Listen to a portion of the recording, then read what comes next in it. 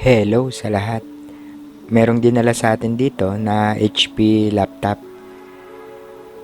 Ang model nito, kung hindi ako nagkakamali, ay HP Pavilion G4.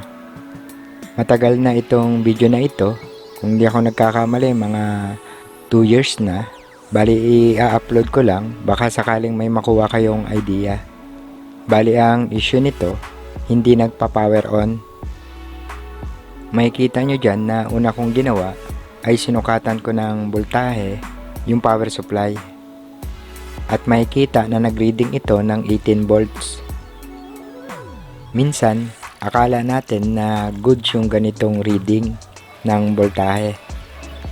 Sunod na ginawa ko, i-connect ko yung power supply sa laptop.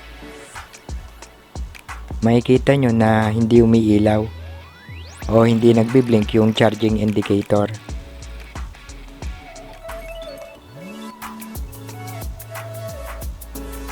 Sunod, pinress ko yung power button at makikita na hindi ito nagpa-power on.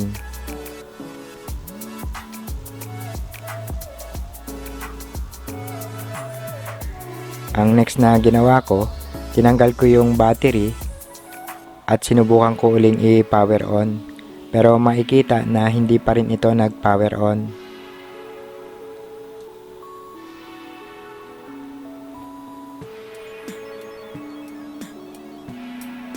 Sunod, habang nakakonek yung power supply, sinukatan ko ng voltahe yung pinagkakabitan ng battery. At makikita na halos wala itong supply. Ang normal voltage dapat nito ay nasa 2.5 volts.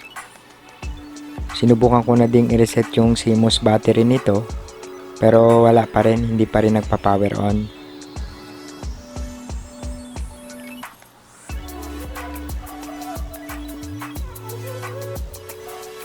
Sunod, sinukatan ko ulit ng voltage yung power supply. Makikita nyo dyan na nag-reading ito ng 13 volts. So masyado yun mababa. Pag ganito, maaaring sira na yung capacitor ng power supply.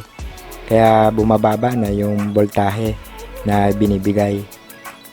Sunod na ginawa ko, kinuha ko yung pang testing ko na power supply.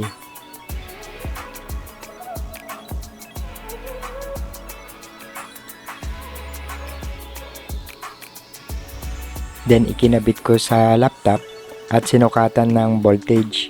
At sinukatan ko ng voltage yung papunta sa battery.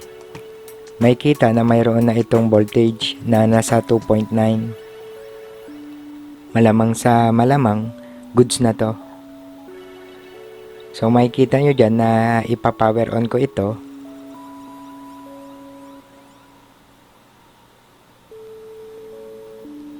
At nag-power on na ito. Ibig sabihin, nasa power supply lang talaga ang problema at wala dito sa laptop.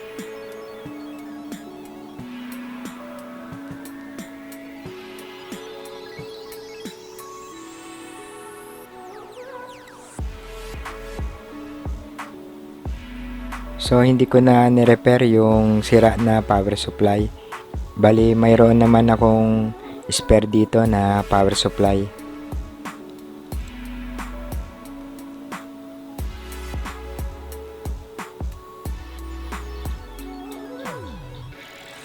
So hanggang dito na lang muna. Sana nakatulong tong video natin at may natutunan tayo kahit na konti. Lalong-lalo na sa mga bagong tulad natin. At hi and hello na sa mga tropa, sa mga master, sa mga nag-upload ng mga totoong impormasyon, sa mga sumusuporta at mga nagtitiwalang magpagawa sa atin. Ayun. Thank you sa inyong lahat. At yun, okay na to. Okay. Okay.